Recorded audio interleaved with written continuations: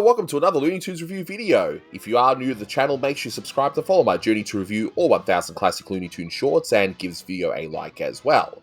So this is a review for Who's Kitten Who, and with me today, I guess is the Sylvester Jr. to my Sylvester, I don't know, but is my good friend Essie McPeter. Say hi! Oh, the shame of doing a hippity hopper. So as mentioned, this is Who's Kitten Who, released on the 5th of January 1952. It had a blue ribbon reissue in 1960. It's the 638th in the series, and it's directed by Bob McKimson. You can find it on the Looney Tunes Superstars Sylvester and Hippity Hopper set. There is a HD version lurking around, which I don't believe is available on streaming services at the time of this recording at the very least. Now, in case you haven't seen the short, I can't show you the full thing here due to copyright on YouTube, but essentially a kangaroo is being delivered to the zoo, but happens to escape, and you have Sylvester and his son, Sylvester Jr. What else is he known, right? And they're chatting away, and Sylvester's all about catching a mouse, but of course the mouse happens to be Hippity Hopper, and chaos ensues. Gotcha!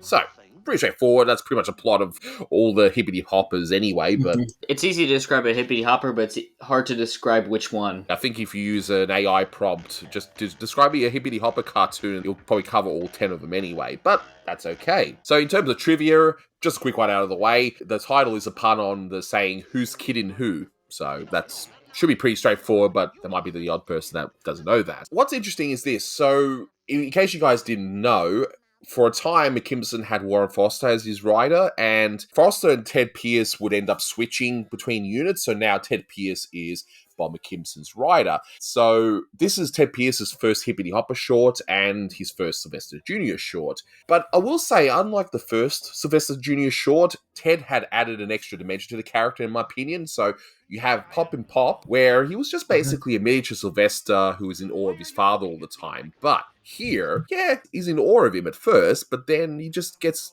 more dejected, more ashamed, and the way he talks as well is definitely different than the character in Pop and Pop. And of course, as we discussed before recording, this is the first time we even see him putting the paper bag over his head, my father, for shame, and yeah. Sylvester carries on the act later in the cartoon.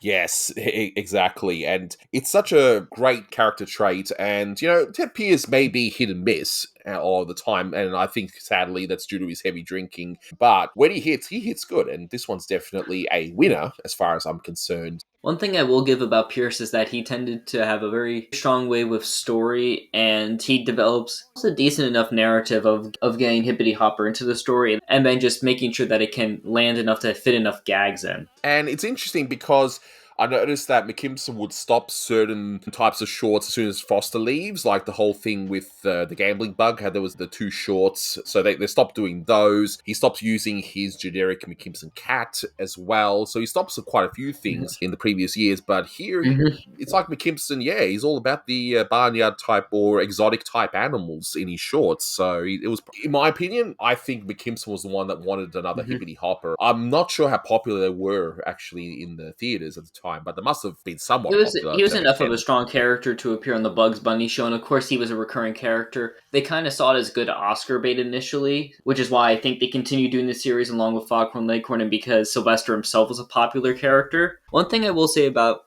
Pierce and Foster is that Foster tended to put in more of the gags than Pierce, which is partly why I think that Foghorn and Hippity were so well used, because a lot of the gags could just be slapstick and just hit the character and it's funny. The animation in this one is really, really solid. I quite enjoy it. Although we do see an interesting credit, and this comes from Devin Baxter's wonderful Patreon page. If you haven't subscribed, I definitely strongly suggest. He does some excellent work there.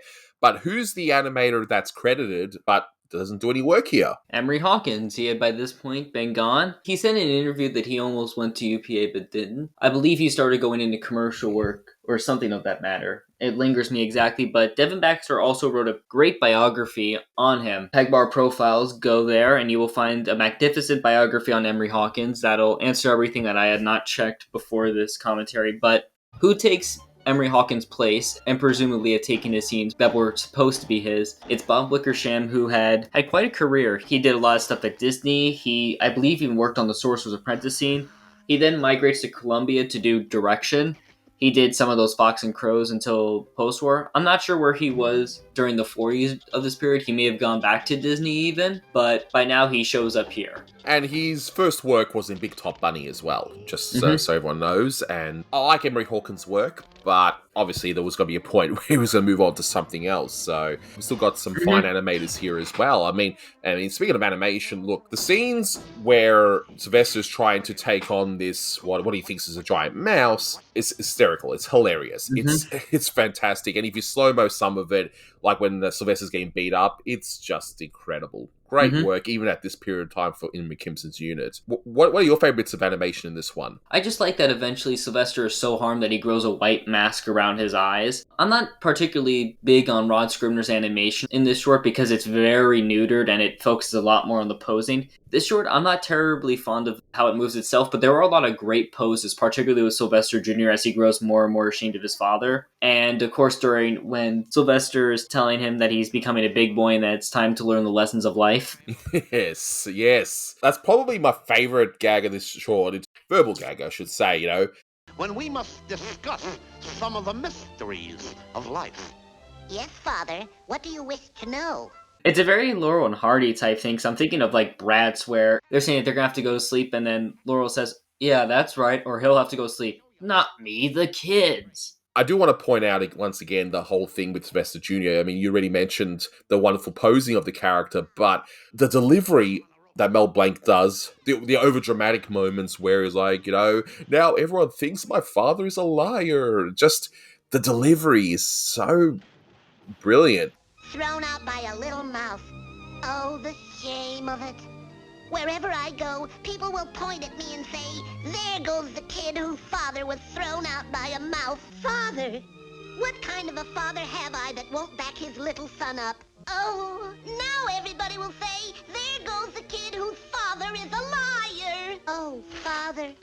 The characters really come into its own. There isn't a lot of real scenes that really suggest vocally that Sylvester is really hurt. They don't really do much to put him in real big pain, which is all right with me because, again, that sort of stuff isn't always very funny. But I really do like how there is just a nice contrast between Sylvester and his son talking to each other and then just how they're both just going along very quietly trying to mouse hunt because neither the small mouse that inhabits the house or Hippity Hopper speak. And one thing I did notice is that there isn't really much to Hippity in terms of how he plays along with the character there.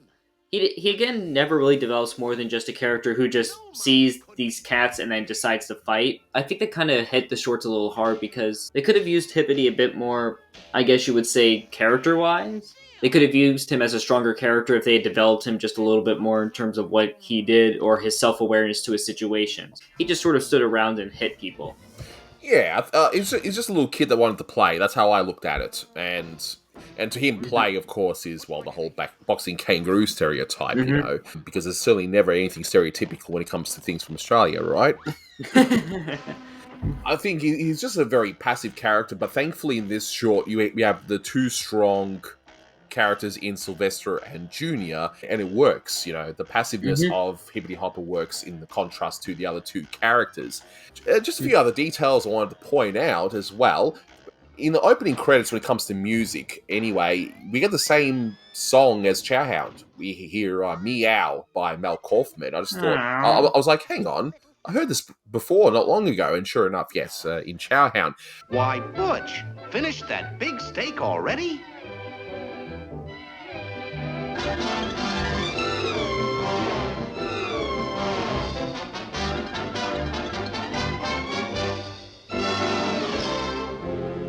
It was a big favorite. It was the earliest Columbia Crazy Cats. It was the theme song that played over the opening before they wrote their own song to sort of have that sort of pop tune without having to pay royalties. And it is heard quite a bit relevantly for cat scenes in early sound cartoons. So it was definitely a favorite of Stalin and other musicians of the period. Yeah, it's not surprising. But of course, the whole thing with Starling and his puns is, of course, every time we hear Junior feeling more and more ashamed, we hear this dear little boy of mine. It's like, come on, okay, whatever. Plus, we do see a gag that we see in a lot of shorts, and I really should do some sort of compilation of all of these because it happens quite often. It's a funny gag, but the whole thing where someone will see something weird and then it's like, you know what, I'm going to give up drinking. They throw away the booze.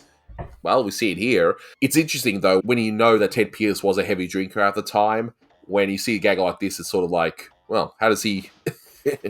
Anyway, yeah, I'm sure you know There's what a I lot mean. of baloney. And a few other bits of animation I do like. They're sort of runner-up to the fights, in my view, but I like how the animation of Sylvester sneaking up on the quote-unquote mouse with just his toes. He's just got the two little toes on each foot. Mm-hmm. Thought that was a great little touch. And, of course, the monkey caricature. I mean, come on.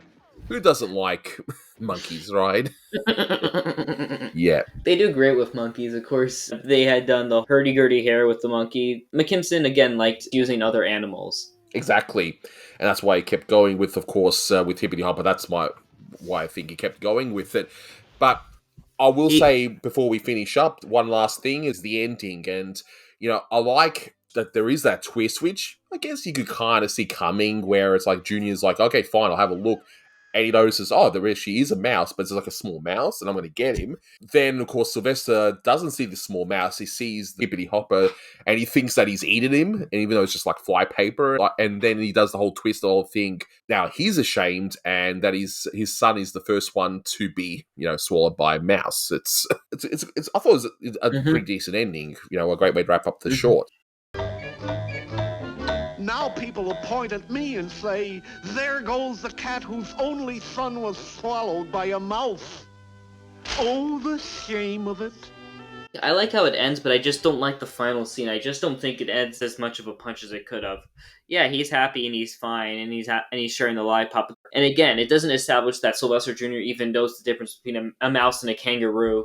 The one other thing I find is that there's no really awareness to the fact that Sylvester and Sylvester Jr. never catch on to the fact that Hippity Hopper actually is a kangaroo, from what I recall from most of these shorts. I think that really does weaken them, because it could have provided a bigger punch than realizing it was a kangaroo. That Sylvester and Junior could have very much used Hippity Hopper's own abilities to go catch the mouse. I feel like that would have been a good twist ending for at least one of these shorts. Look, in terms of a score, I'm giving this one about 8 out of 10, where I was entertained thoroughly, if a few bits and pieces might have been a little bit weaker than it should have, but I thought this was great. And I think, for me, being a dad, you know, with the son, you know, I think this one is just more funnier because of that, so I can sort of relate to it without that I have to be the one showing, hey, I'm the strong dad here and I can do all this stuff and not make my son ashamed. So there is definitely that. But what would you score this one? 7.5. It's a very good short. It's what you would expect from Warner to this period, a very strong short with good character, good humor, a good creative idea, and great music. Yeah, it's just maybe not a classic per se, but I liked it enough. But we'll wrap it up here. Thank you so much for watching, and until next time, take care. That's all, folks. There goes the cat whose only son was swallowed by a mouse. Oh, the shame of it.